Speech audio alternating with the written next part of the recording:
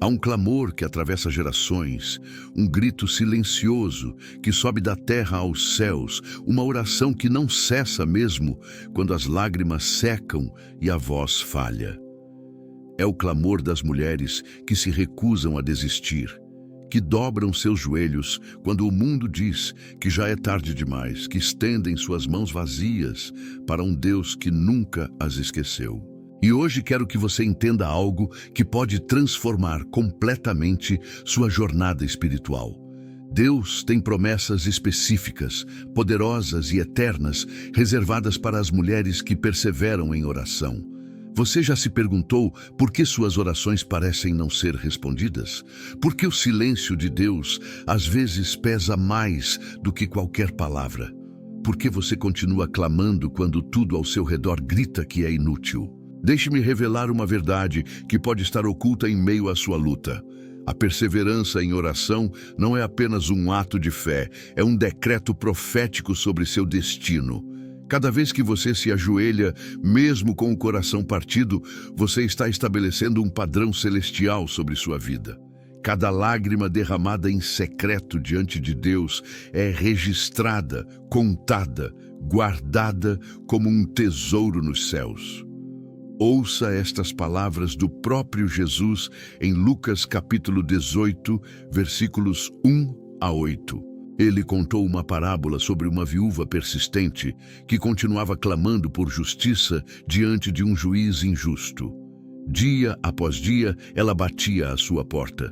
Semana após semana, ela não desistia. E Jesus deixa claro o propósito desta história, para mostrar que devem sempre orar e nunca desistir. Não foi uma sugestão casual, foi um mandamento divino envolto em promessa.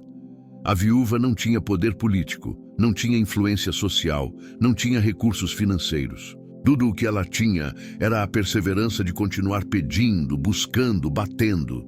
E o que aconteceu? O juiz injusto, que não temia a Deus nem respeitava homem algum, finalmente cedeu. Não por compaixão, mas pela persistência dela. Agora, preste atenção no que Jesus revela a seguir. Não fará Deus justiça aos seus escolhidos que clamam a Ele dia e noite? Demorará em socorrê-los? Digo-vos que lhes fará justiça rapidamente. Você captou a promessa? Se um juiz injusto responde à persistência, quanto mais um pai amoroso responderá ao clamor de suas filhas que não desistem. Mas há algo mais profundo aqui. A perseverança em oração não é sobre convencer Deus a fazer algo que Ele não quer fazer. É sobre alinhar seu coração com o coração dele, sobre moldar sua vontade à vontade divina, sobre preparar seu espírito para receber o que Ele já preparou. Deus não precisa ser persuadido a abençoar você.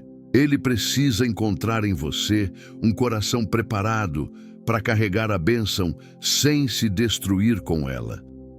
Pense em Ana, aquela mulher quebrantada em 1 Samuel capítulo 1.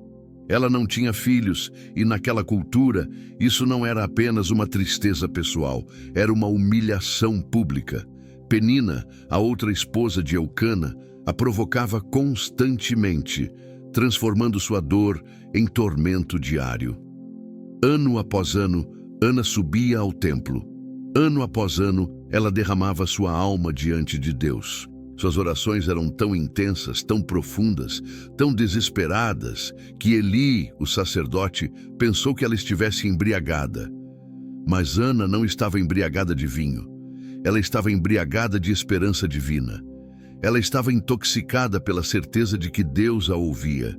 E ali, naquele momento de quebrantamento total, ela fez um voto. Ela não apenas pediu um filho, ela prometeu devolver esse filho ao Senhor. Ela transformou seu desespero em adoração antecipada, sua angústia em compromisso eterno. E Deus respondeu. Samuel nasceu, e não foi apenas um filho, foi um profeta que transformaria uma nação inteira.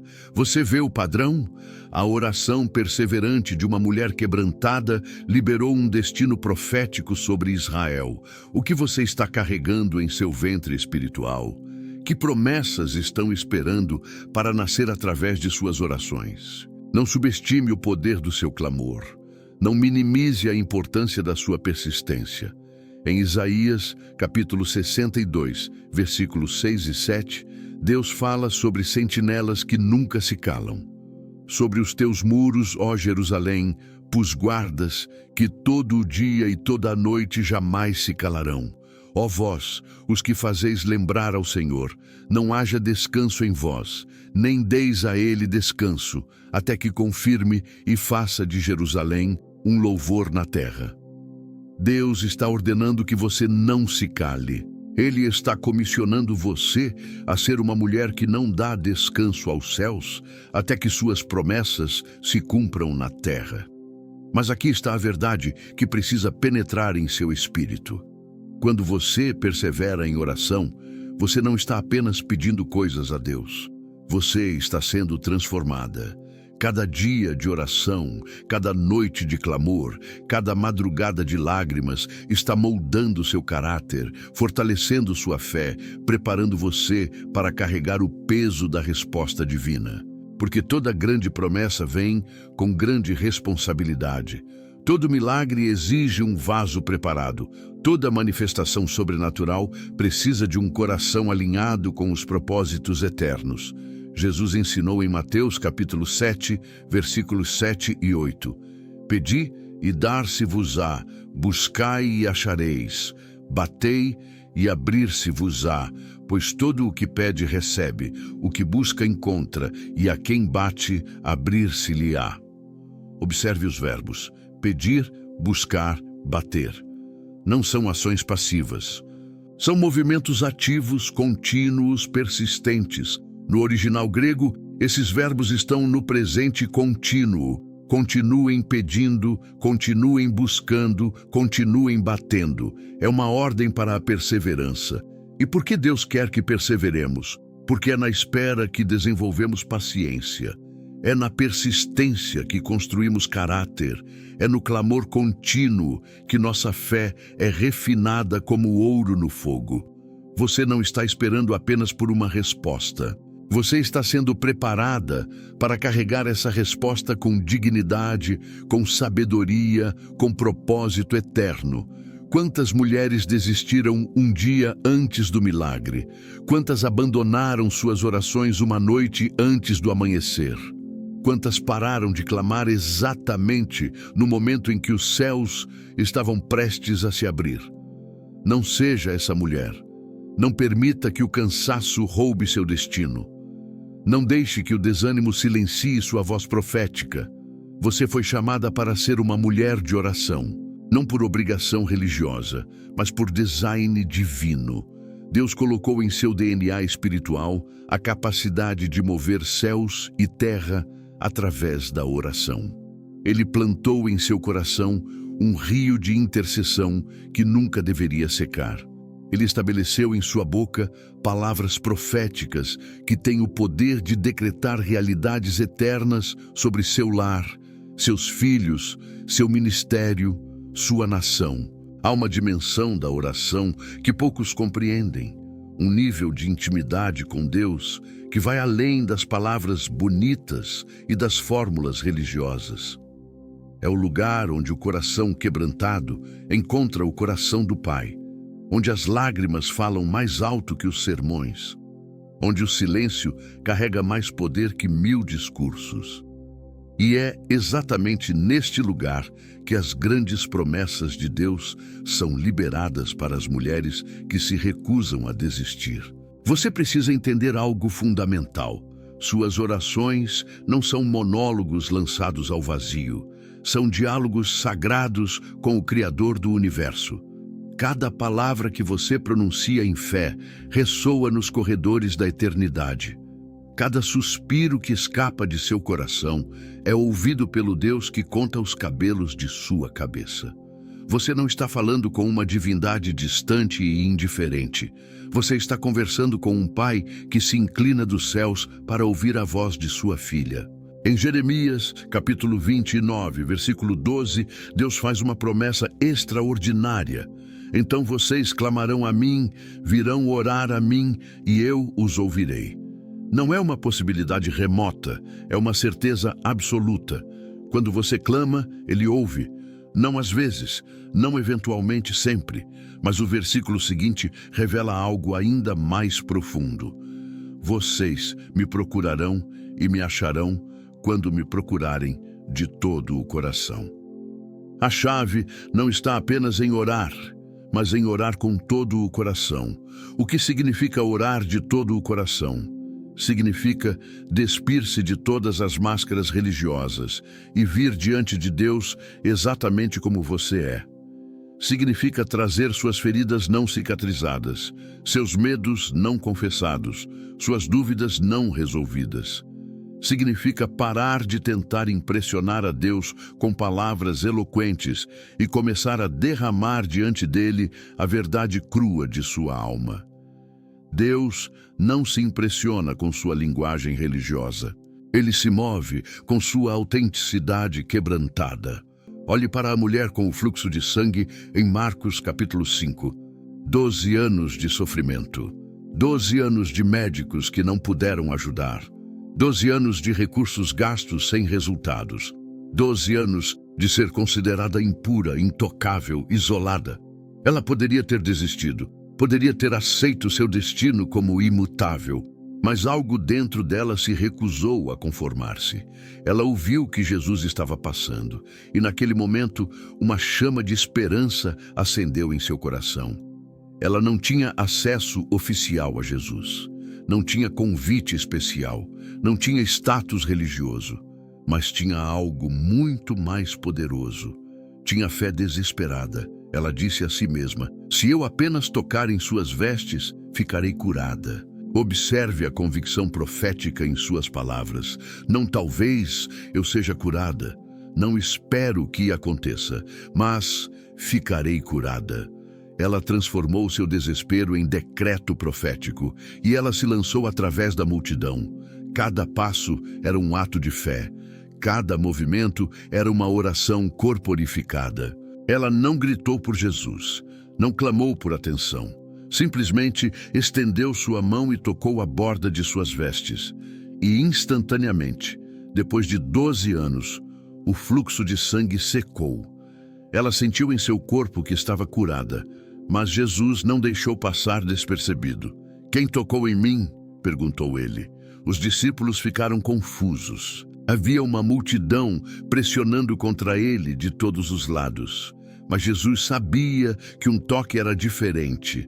Um toque carregava fé, um toque carregava desespero, transformado em esperança. Um toque carregava anos de oração silenciosa, finalmente encontrando sua resposta.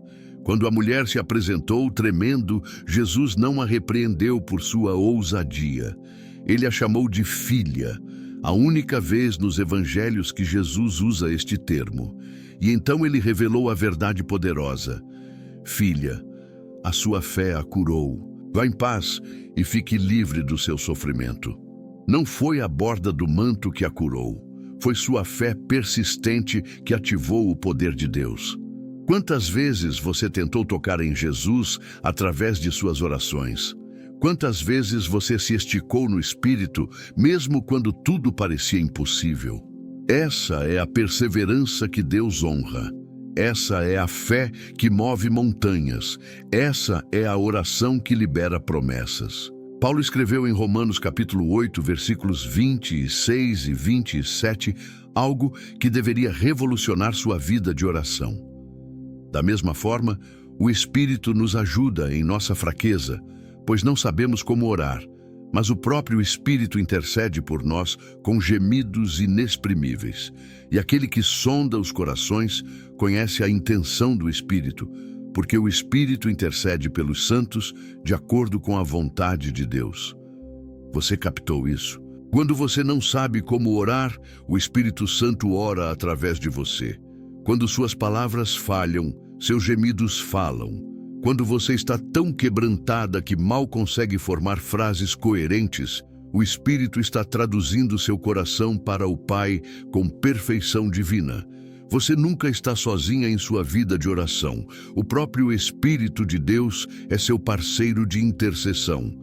Isso significa que mesmo quando você se sente fraca demais para orar, há um poder divino operando através de você. Mesmo quando você pensa que suas orações são inadequadas, há uma intercessão perfeita acontecendo nos bastidores espirituais.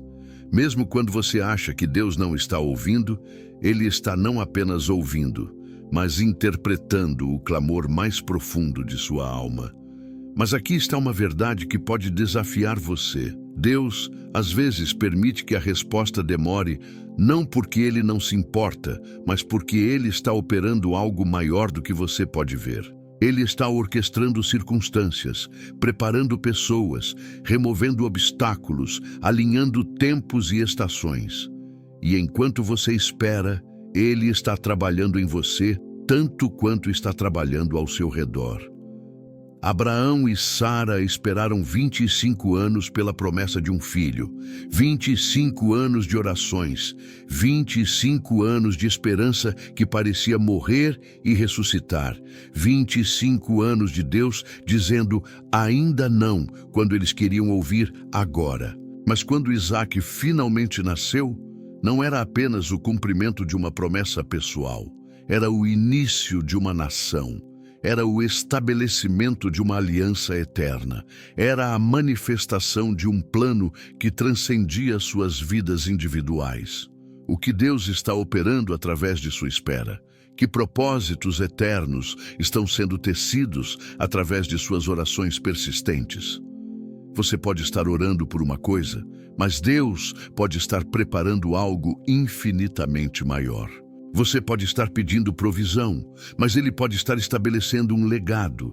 Você pode estar clamando por cura, mas Ele pode estar preparando você para um ministério de restauração que alcançará milhares. Nunca subestime o que Deus está fazendo enquanto você espera. Nunca minimize a importância de sua perseverança. Cada dia que você continua orando, você está dizendo aos céus e à terra que sua fé não depende de circunstâncias. Cada noite que você dobra seus joelhos, você está declarando que Deus é digno de confiança, mesmo quando você não vê os resultados. Cada lágrima que você derrama em oração está regando sementes de milagres que brotarão no tempo de Deus. A viúva de Sarepta, em 1 Reis, capítulo 17, tinha apenas um punhado de farinha e um pouco de azeite. Era sua última refeição. Ela estava preparada para comer e morrer com seu filho. Mas quando o profeta Elias pediu que ela fizesse um pão para ele primeiro, ela teve que fazer uma escolha: guardar o pouco que tinha ou semear com fé no meio da falta. Ela escolheu obedecer. Ela escolheu confiar. E o milagre aconteceu. A farinha na panela não acabou, e o azeite na botija não secou até o dia em que Deus enviou chuva sobre a terra. Sua obediência transformou escassez em abundância. Sua fé converteu fim em novo começo. Sua confiança em Deus, mesmo quando tudo parecia perdido, liberou provisão sobrenatural. Existe uma guerra invisível acontecendo sobre sua vida de oração. Forças que você não vê estão determinadas a silenciar sua voz, a secar suas lágrimas, a roubar sua persistência. O inimigo de sua alma sabe algo que muitas mulheres ainda não descobriram. Uma mulher que persevera em oração é uma ameaça ao reino das trevas. Ela carrega em suas mãos estendidas o poder de derrubar fortalezas, de quebrar cadeias, de libertar cativos, de transformar gerações. Por isso, os ataques vêm. Por isso, o desânimo bate à porta. Por isso, pensamentos de desistência sussurram em sua mente exatamente quando você está prestes a romper. O inimigo não desperdiça munição com alvos insignificantes. Se você está sendo bombardeada com dúvidas, com cansaço espiritual, com sentimentos de inutilidade em sua vida de oração, é porque seu clamor está incomodando o inferno. Daniel, capítulo 10, nos revela algo extraordinário sobre a batalha espiritual que acontece quando oramos. Daniel havia estado em oração e jejum por 21 dias. 21 dias sem resposta visível. 21 dias de céus aparentemente fechados. 21 dias de persistência que poderia ter se tornado desistência. Mas Daniel não parou. Ele continuou buscando a face de Deus, mesmo sem ver resultados imediatos. E então, um anjo aparece com uma mensagem chocante. Não tema, Daniel. Desde o primeiro dia em que você decidiu buscar o entendimento e humilhar-se diante do seu Deus, suas palavras foram ouvidas e eu vim em resposta a elas. Mas o príncipe do reino da Pérsia me resistiu por 21 dias. Você compreende o que isso significa? A oração de Daniel foi ouvida no primeiro dia. A resposta foi enviada no primeiro dia. Mas houve uma batalha espiritual que atrasou a chegada dessa resposta. Durante 21 dias, Daniel poderia ter pensado que Deus não estava ouvindo.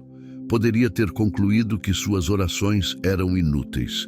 Poderia ter desistido no 20º dia, exatamente um dia antes da vitória. Mas ele perseverou. E sua perseverança não apenas trouxe a resposta que ele buscava.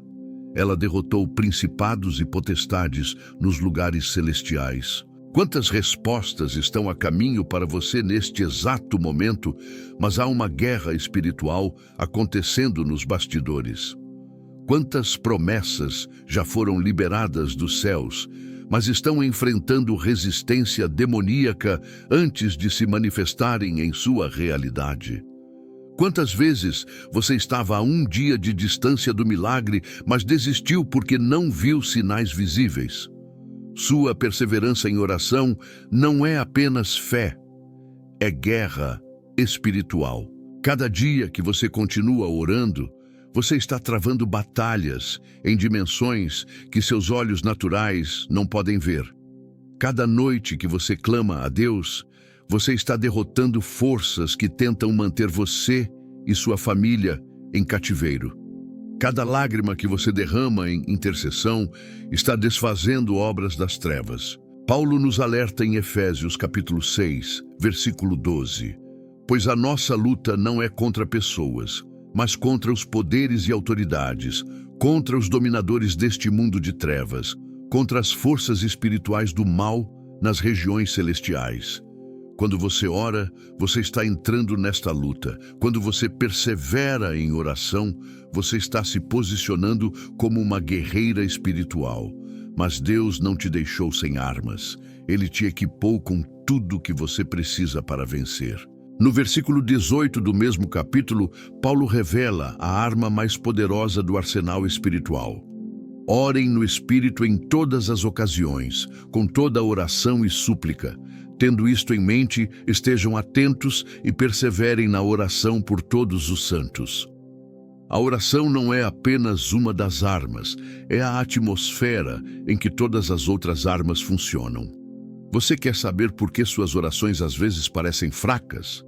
Porque parece que você está batendo em muros de ferro. Porque você pode estar orando apenas com sua mente natural, com suas próprias forças, com suas próprias estratégias.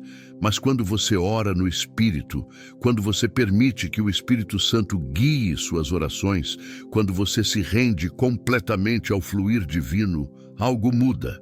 As palavras que você pronuncia carregam autoridade celestial.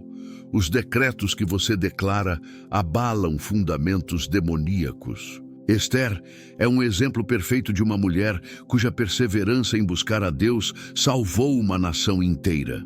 Quando o decreto de morte foi assinado contra todo o povo judeu, ela poderia ter permanecido em silêncio, protegida em seu palácio. Mas Mordecai lhe enviou uma mensagem profética. Quem sabe se não foi para um momento como este que você chegou à posição de rainha. Esther entendeu que seu propósito ia além de conforto pessoal. Ela convocou um jejum de 3 dias e 3 noites. Nada de comida, nada de água, apenas busca intensa pela face de Deus. E no 3º dia, ela se apresentou diante do rei, sabendo que poderia custar sua vida. Mas ela estava disposta a arriscar tudo porque havia buscado a Deus primeiro. Se perecer, pereci, disse ela. Não era resignação derrotista, era rendição corajosa. Era a fé que confia em Deus, mesmo quando os resultados não estão garantidos. Era uma mulher que havia encontrado nas câmaras secretas da oração uma coragem que nenhum palácio poderia dar. E o que aconteceu? O rei estendeu o cetro de ouro. Amã foi desmascarado. O povo judeu foi salvo. Uma mulher que perseverou em buscar a Deus mudou o curso da história. Uma mulher que se recusou a permanecer em silêncio quando Deus a chamava para agir, se tornou instrumento de libertação para uma nação inteira. Que destinos estão conectados às suas orações? Que vidas serão transformadas porque você se recusou a desistir? Que gerações serão abençoadas porque você perseverou mesmo quando ninguém via, ninguém apoiava, ninguém entendia? Em 1 Tessalonicenses, capítulo 5, versículos 16 a 18, Paulo nos dá um mandamento simples, mas profundo.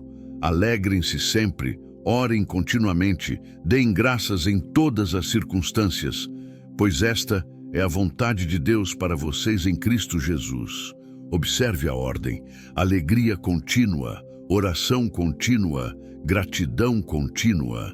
Não é baseado em circunstâncias, é baseado em quem Deus é. Orar continuamente não significa ficar 24 horas por dia de joelhos em um quarto. Significa viver em um estado constante de conexão com Deus. Significa transformar cada momento em oportunidade de comunhão. Significa que quando você lava a louça, você está conversando com Deus. Quando você trabalha, seu coração está inclinado aos céus. Quando você cuida dos filhos, você está derramando bênçãos proféticas sobre eles. Sua vida inteira se torna uma oração viva. Mas há momentos em que você precisa se isolar completamente. Momentos em que as portas precisam ser fechadas, os telefones desligados, as distrações eliminadas. Momentos em que é apenas você e Deus. Jesus nos ensinou em Mateus capítulo 6, versículo 6. Mas quando você orar, vá para seu quarto, feche a porta e ore a seu pai que está no secreto. Então seu pai que vê no secreto o recompensará. Há poder no lugar secreto. Há promessas que só são liberadas quando você está a sós com Deus. Há revelações que só vêm nas câmaras interiores da intimidade divina. O mundo não precisa saber de todas as suas orações. As redes sociais não precisam documentar seus momentos de quebrantamento. Mas o Pai que vê em secreto está registrando cada suspiro, cada lágrima, cada palavra sussurrada em fé. E Ele prometeu recompensar. Não talvez, não possivelmente. Ele recompensará. É uma garantia divina. Cada momento que você investe em oração secreta está acumulando recompensas eternas. Cada sacrifício de tempo que você faz para buscar a Deus está sendo anotado nos registros celestiais. Nada é desperdiçado, nada é esquecido. Marta e Maria nos mostram duas abordagens diferentes à presença de Jesus.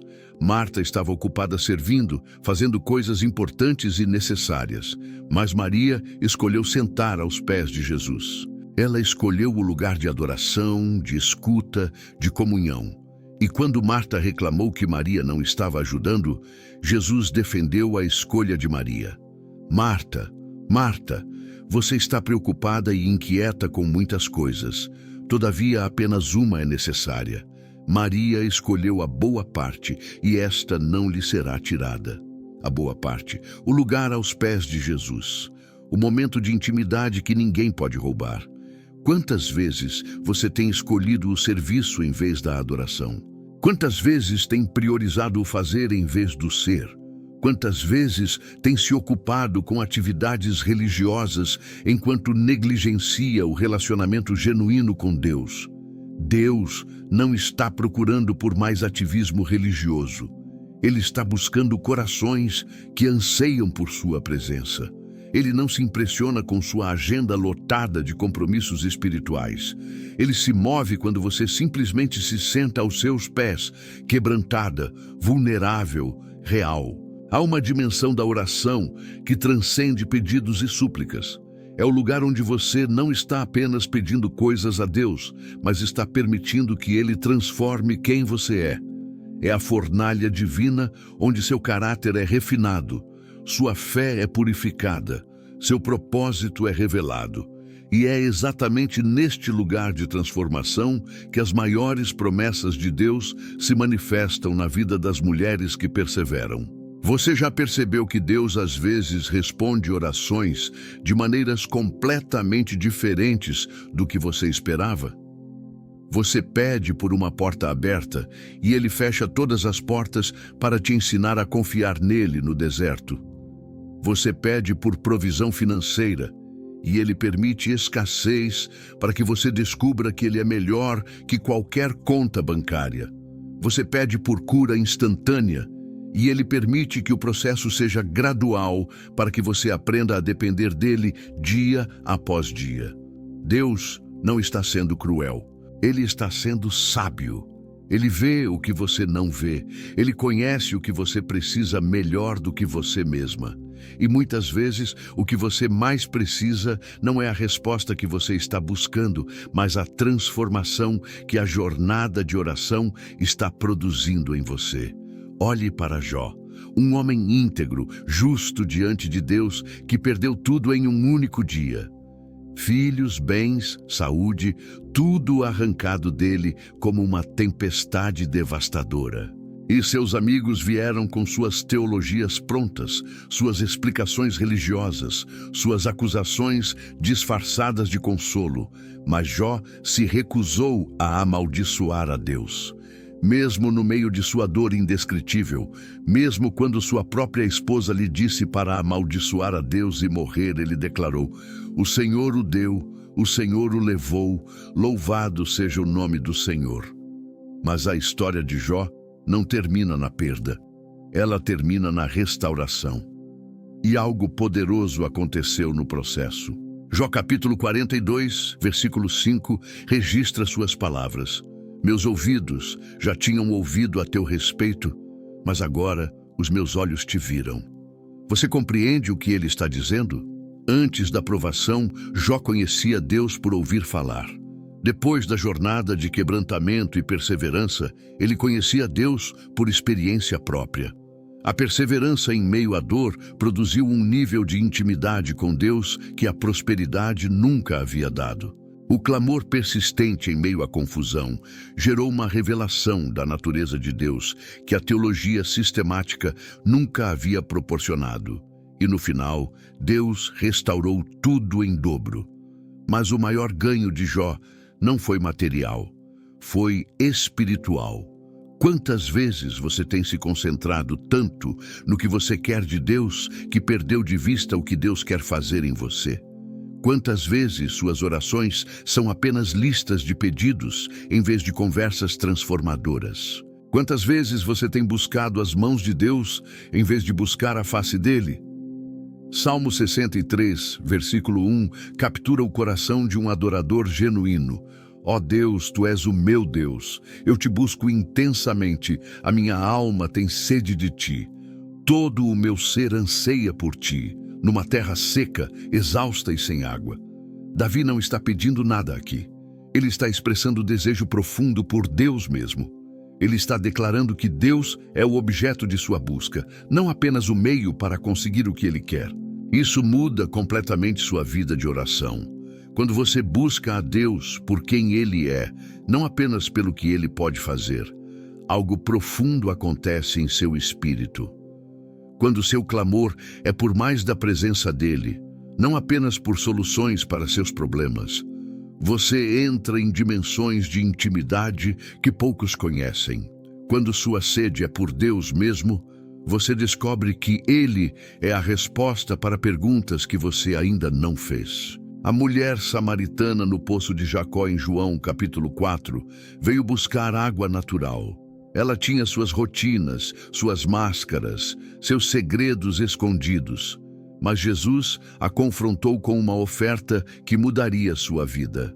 Se você conhecesse o dom de Deus e quem lhe está pedindo água, você lhe teria pedido e ele lhe teria dado água viva. Ela não entendia. Ela estava focada no balde, no poço, na água física.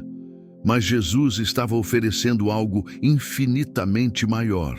Quem beber desta água terá sede outra vez, disse Jesus. Mas quem beber da água que eu lhe der, nunca mais terá sede. Pelo contrário, a água que eu lhe der se tornará nele uma fonte de água a jorrar para a vida eterna. A mulher pediu essa água e sua vida foi completamente transformada.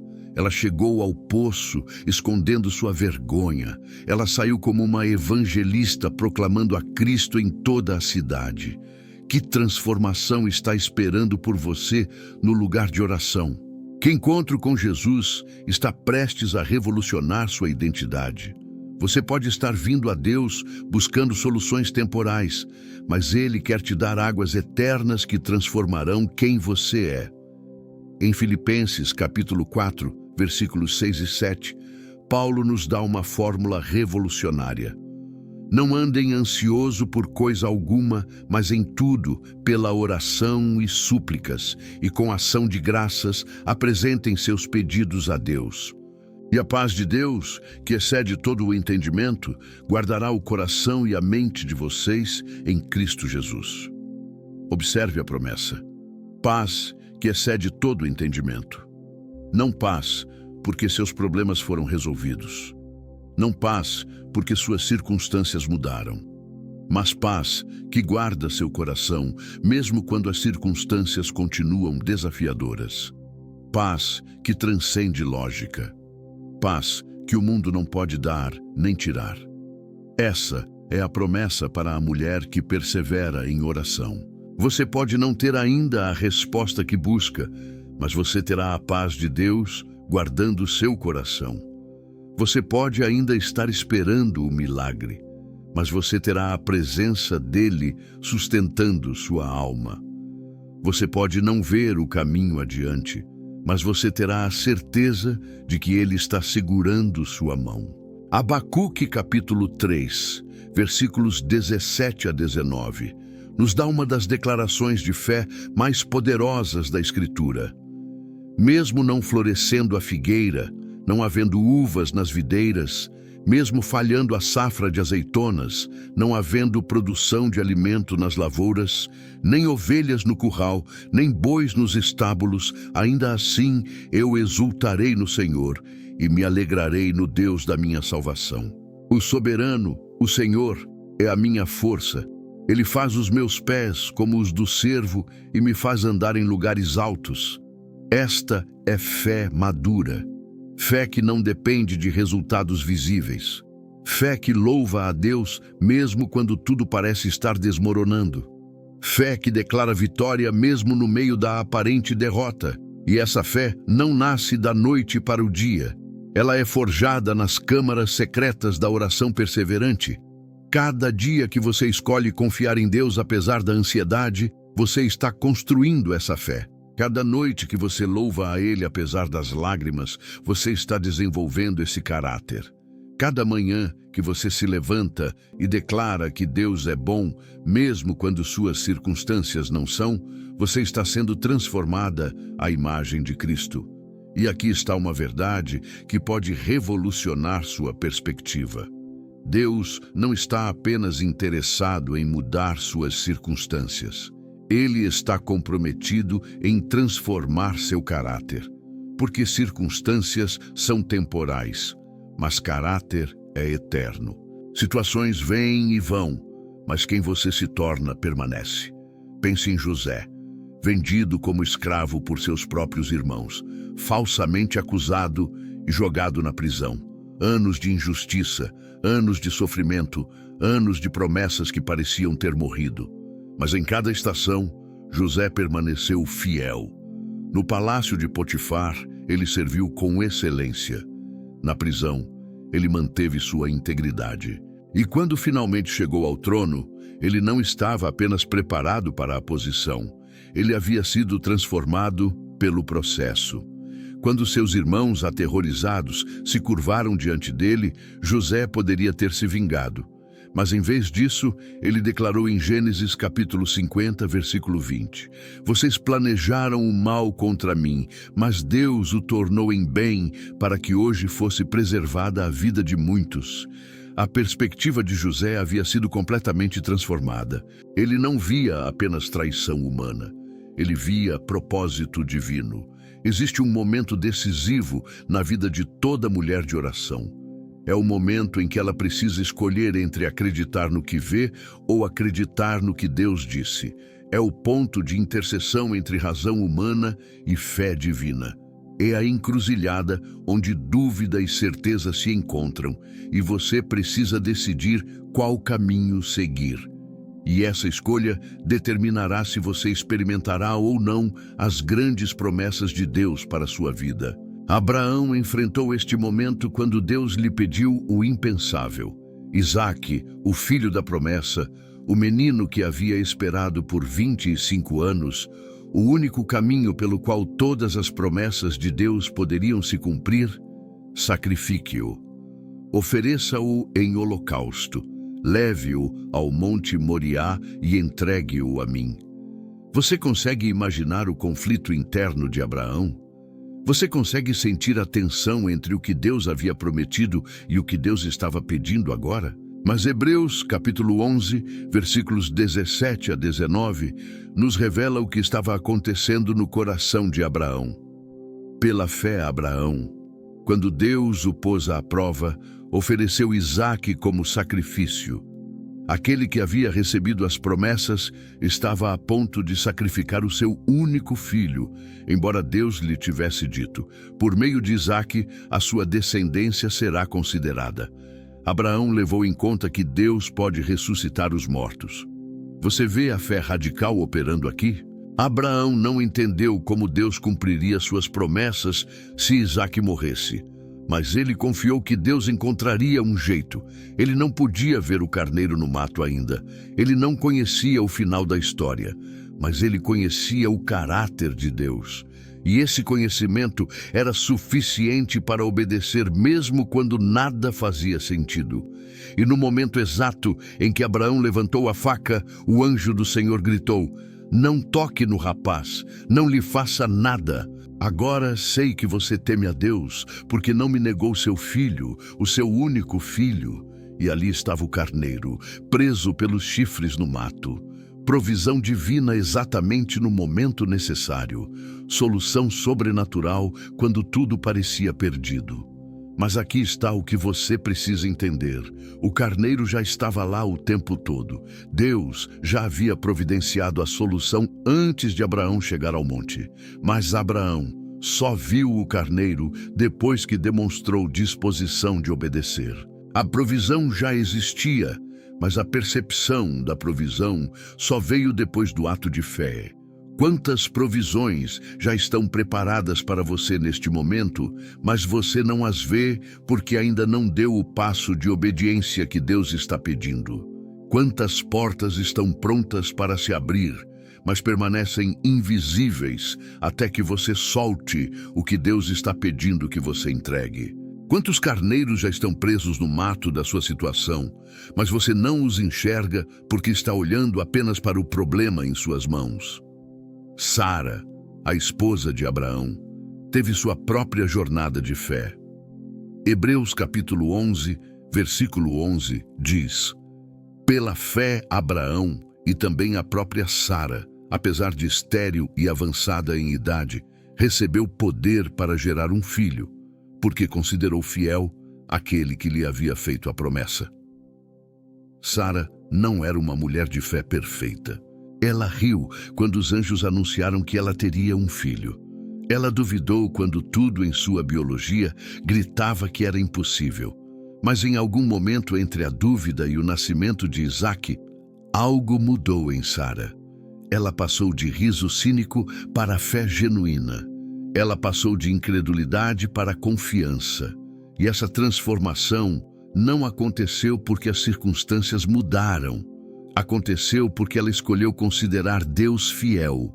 Ela decidiu que a palavra de Deus era mais confiável que a evidência física. Ela optou por acreditar na promessa, em vez de acreditar na impossibilidade. E você? Em que momento de sua jornada você está? Você ainda está rindo da promessa porque parece tarde demais? Você ainda está duvidando porque os fatos naturais contradizem as palavras proféticas que você recebeu? Você ainda está permitindo que sua idade, sua situação financeira, seu passado, suas limitações determinem o que Deus pode ou não fazer através de você? Deixe-me declarar uma verdade que pode libertar você. O que é impossível para você não é impossível para Deus. O que morreu em sua vida pode ressuscitar. O que foi roubado pode ser restaurado. O que foi destruído pode ser reconstruído. Não importa quão tarde pareça, não importa quão impossível se apresente. Deus especializa-se em ressuscitar mortos, em abrir ventres estéreis, em fazer águas jorrar de rochas, em transformar desertos em jardins. Elias enfrentou uma impossibilidade semelhante no Monte Carmelo. 3 anos e 6 meses de seca, nenhuma gota de chuva, terra rachada, colheitas mortas, animais perecendo. E Deus disse a Elias: vai e anuncia que vai chover. Elias subiu ao monte, curvou-se até o chão e começou a orar. Ele enviou seu servo para olhar em direção ao mar. Não há nada, relatou o servo. Elias continuou orando. Vá olhar novamente. 7 vezes o servo foi. 7 vezes não havia sinal de chuva. Mas na 7ª vez, o servo retornou com uma notícia. Vejo uma nuvem tão pequena como a mão de um homem subindo do mar. Uma nuvem do tamanho de uma mão de homem em um céu que havia estado sem nuvens por 3 anos e meio. Qualquer pessoa sensata diria que era insignificante, mas Elias sabia que essa pequena nuvem era a prova de que Deus estava respondendo. E ele não esperou pela tempestade completa. Ele agiu na pequena evidência. Ele enviou mensagem ao rei Acabe: atrelhe a sua carruagem e desça antes que a chuva o impeça. E então o céu se escureceu, os ventos sopraram e veio uma grande chuva. Mas tudo começou com uma nuvem pequena. Tudo começou com um sinal minúsculo. Tudo começou com um homem que perseverou em oração até ver a resposta. Que nuvens pequenas você está ignorando porque não parecem suficientes? Que sinais minúsculos você está descartando porque espera por manifestações dramáticas? Que pequenos começos você está desprezando porque sonha com finais grandiosos? Jesus ensinou em Mateus capítulo 13 que o reino de Deus é como um grão de mostarda, a menor de todas as sementes. Mas quando plantada, cresce até se tornar a maior das hortaliças, uma árvore onde os pássaros vêm fazer ninhos. Não despreze os pequenos começos. Não ignore as respostas aparentemente insignificantes. Deus frequentemente começa com o mínimo para te ensinar que Ele é o Deus do máximo. Provérbios capítulo 3, versículos 5 e 6, nos dá uma das instruções mais importantes sobre fé. Confie no Senhor de todo o seu coração e não se apoie em seu próprio entendimento. Reconheça o Senhor em todos os seus caminhos e Ele endireitará as suas veredas. Confiar no Senhor de todo o coração significa parar de tentar descobrir tudo sozinha. Significa render seu intelecto ao conhecimento infinito de Deus. Significa reconhecer que há coisas que você simplesmente não pode entender com sua mente natural. Não se apoiar em seu próprio entendimento não significa desligar seu cérebro. Significa submeter seu raciocínio à revelação divina. Significa permitir que a sabedoria de Deus substitua sua lógica limitada. Significa confiar que Deus vê o que você não vê, sabe o que você não sabe, entende o que você não entende. E quando você faz isso, Quando você reconhece o Senhor em todos os seus caminhos, Ele promete endireitar suas veredas. Ele promete tornar claros os caminhos confusos. Ele promete guiar você através do labirinto que parece sem saída. Ele promete fazer sentido do que não faz sentido. Maria, a mãe de Jesus, recebeu uma palavra do anjo Gabriel que desafiou toda a lógica. Você será mãe do Filho de Deus. O Espírito Santo virá sobre você. O Altíssimo te cobrirá com sua sombra. Para uma jovem virgem, em uma cultura onde gravidez fora do casamento significava morte por apedrejamento, esta palavra era perigosa, era impossível, era aterrorizante. Mas Maria não pediu para entender completamente. Ela não exigiu um plano detalhado de como Deus protegeria sua reputação. Ela simplesmente disse: "Sou serva do Senhor, que aconteça comigo conforme a tua palavra." Fé que se rende sem precisar entender todos os detalhes. Fé que confia no caráter de Deus mais do que na compreensão completa do plano. Fé que diz sim mesmo quando há riscos envolvidos. E essa fé de Maria não apenas trouxe Jesus ao mundo, ela estabeleceu um padrão para todas as mulheres que seguiriam seus passos, um padrão de rendição radical, um padrão de confiança absoluta, um padrão de disponibilidade completa para os propósitos de Deus, independentemente do custo pessoal. Chegou a hora de você compreender algo que pode mudar radicalmente sua jornada espiritual. As promessas de Deus para você não são apenas sobre o que você vai receber, mas sobre quem você vai se tornar. Cada oração que você persevera em fazer está esculpindo sua identidade eterna. Cada lágrima que você derrama em secreto está moldando seu caráter divino. Cada noite de clamor está estabelecendo fundamentos de um legado que transcenderá sua própria vida. Você não está apenas esperando por bênçãos, você está sendo transformada em bênção. Você não está apenas buscando provisão, você está sendo preparada para ser provedora. Você não está apenas pedindo por milagres, você está sendo moldada em um vaso através do qual milagres fluirão para outros. Isaías, capítulo 64, versículo 8, declara: "Contudo, Senhor, Tu és o nosso Pai. Nós somos o barro, Tu és o oleiro. Todos nós fomos feitos por Tuas mãos." Deus não é apenas aquele que responde orações. Ele é o oleiro que está moldando você enquanto você ora. Cada pressão que você sente na vida não é para te destruir, mas para te dar forma. Cada circunstância difícil não é abandono divino, mas processo de refinamento. O oleiro não coloca o barro na roda para deixá-lo como está. Ele o coloca ali para transformá-lo. E o barro precisa permanecer maleável, úmido, responsivo ao toque do oleiro. Quando o barro endurece, quando resiste, quando se torna inflexível, o oleiro não pode trabalhar. Mas quando o barro permanece macio nas mãos do artesão divino, mesmo sob pressão, algo belo emerge. Suas orações perseverantes são o que mantém você maleável. Cada vez que você se humilha diante de Deus, você está dizendo: "Continua me moldando, não terminaste ainda, eu me rendo ao teu toque transformador." Cada vez que você retorna ao lugar de oração, mesmo depois de noites difíceis, você está declarando: "Eu confio no processo, eu creio no oleiro, eu sei que o que Ele está fazendo em mim é melhor do que o que eu planejei para mim mesma." Jeremias foi enviado à casa do oleiro para aprender uma lição profética. Jeremias, capítulo 18, versículos 4 e 6. Mas o vaso que ele estava formando de barro estragou-se em suas mãos, e tornou a fazer dele outro vaso, conforme lhe pareceu bem.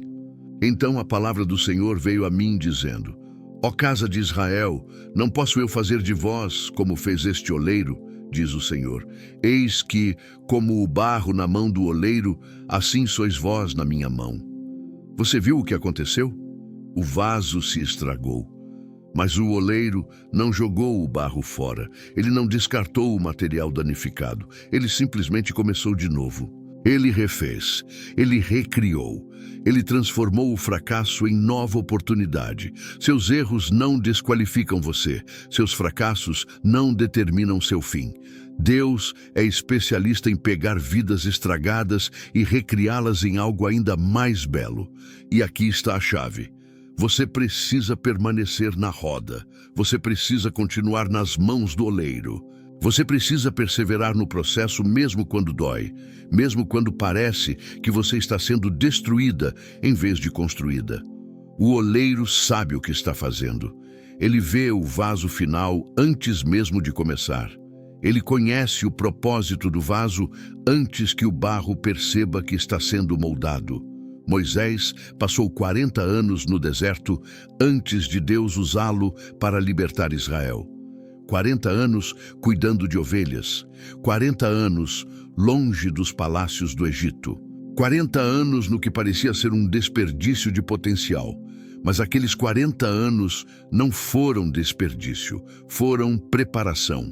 Deus estava transformando um príncipe impulsivo em um libertador manso. Deus estava moldando um homem de ação precipitada em um líder de sabedoria paciente. E quando Deus finalmente chamou Moisés na sarça ardente, Moisés estava pronto. Não porque ele se sentia capaz. Ele ainda argumentou com Deus sobre suas limitações. Mas porque o processo do deserto havia criado nele a dependência absoluta de Deus que o palácio nunca poderia ter produzido. Que desertos você está atravessando agora? Que estações de aparente inutilidade você está vivendo?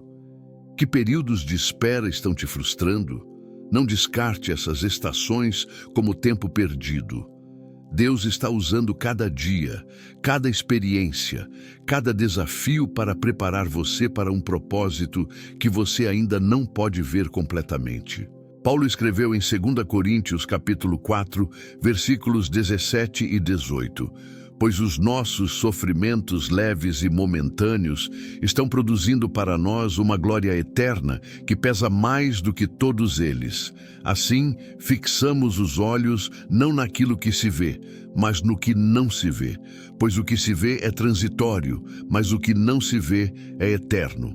Paulo chamou seus sofrimentos de leves e momentâneos. Este é o mesmo homem que foi açoitado 5 vezes, apedrejado, naufragado 3 vezes, preso, perseguido, traído. E ele chama isso de leve e momentâneo. Como? Porque ele estava comparando com a glória eterna que estava sendo produzida. Ele estava pesando o temporal contra o eterno. E na balança da eternidade, até os sofrimentos mais intensos se tornam leves em comparação com a glória que está sendo forjada. Suas orações persistentes no meio da dor estão produzindo glória eterna. Suas lágrimas derramadas em fé estão gerando recompensas que transcendem esta vida. Sua recusa em desistir quando tudo gritava para você parar está acumulando tesouros nos céus que nunca enferrujam, nunca são roubados, nunca perdem valor.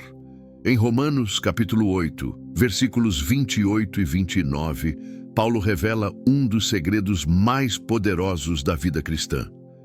Sabemos que Deus age em todas as coisas para o bem daqueles que o amam, dos que foram chamados de acordo com o seu propósito. Pois aqueles que de antemão conheceu, também os predestinou para serem conformes à imagem de seu Filho. Todas as coisas, não apenas as coisas boas, não apenas as experiências agradáveis, não apenas os momentos de vitória, todas as coisas, incluindo as traições, as perdas, as decepções, as doenças, as injustiças. Deus está trabalhando em todas elas para seu bem. E qual é esse bem? Não é necessariamente conforto ou prosperidade. É conformidade à imagem de Cristo. Deus está comprometido em tornar você semelhante a Jesus. E essa transformação exige processos que sua carne não gosta, mas que seu espírito precisa. Exige mortes que produzem ressurreições. Exige perdas que geram ganhos eternos. exige quebrantamento que resulta em poder. A mulher que tocou na borda do manto de Jesus teve que se curvar muito baixo para alcançar aquela borda. Ela estava no chão, arrastando-se através da multidão, fazendo-se pequena para tocar o Mestre. E é exatamente ali, no lugar de humildade extrema, que o milagre aconteceu. Não quando ela estava de pé tentando alcançar, não quando ela estava tentando ser vista, mas quando ela se fez tão pequena que tocou a parte mais baixa das vestes de Jesus. Há poder na humildade, há unção no quebrantamento, há acesso a Deus nos lugares baixos que nunca será encontrado nos lugares de exaltação própria. Quando você se curva em oração, quando você se prostra em adoração, quando você se faz pequena diante da grandeza de Deus, você está se posicionando para tocar dimensões do poder divino que permanecem fechadas para o orgulhoso. Tiago, capítulo 4, versículo 6, declara: Deus se opõe aos orgulhosos, mas concede graça aos humildes. Não é que Deus seja cruel com os orgulhosos, é que o orgulho cria uma barreira que impede o fluxo da graça. O orgulho fecha a mão que deveria estar aberta para receber. O orgulho endurece o coração que deveria estar maleável. O orgulho constrói muros exatamente onde deveriam existir pontes. Mas quando você se humilha, quando você admite que não tem todas as respostas, que não pode fazer sozinha, que precisa desesperadamente de Deus, a graça flui. E essa graça não é apenas favor imerecido, é poder capacitador. É força divina para fazer o que você não poderia fazer por conta própria. É sabedoria celestial para navegar situações impossíveis. É provisão sobrenatural que desafia toda lógica econômica. Ruth escolheu a humildade quando tudo havia desmoronado. Viúva em terra estrangeira, sem recursos, sem futuro visível. Mas ela se apegou à sua sogra Noemi e ao Deus de Israel. Ela poderia ter voltado para seus deuses moabitas. Poderia ter buscado segurança em sua própria terra. Mas ela declarou em Ruth capítulo 1, versículo 16. Onde você for, irei. Onde você ficar, ficarei. O seu povo será o meu povo e o seu Deus será o meu Deus. E essa escolha de fidelidade e humildade a levou aos campos de Boaz, não para um palácio imediatamente, para um campo onde ela respigaria grãos deixados para trás, trabalho humilde, posição baixa. Mas foi exatamente ali que ela chamou a atenção do Redentor. Foi exatamente naquele lugar de serviço humilde que seu destino começou a se desdobrar. Receba agora o manto de mulher de oração que move céus e transforma a terra. Receba a unção de intercessora que está nas brechas e fecha portas ao inimigo. Receba o poder de voz profética que declara o que ainda não existe como se já existisse. Receba a autoridade de filha amada que tem acesso irrestrito ao trono do Pai. E enquanto você sai deste momento, carregue consigo esta promessa de Isaías, capítulo 41, versículo 10. Não tema, pois estou com você. Não tenha medo, pois sou o seu Deus. Eu a fortalecerei e a ajudarei. Eu a segurarei com a minha mão direita vitoriosa. Você não está sozinha.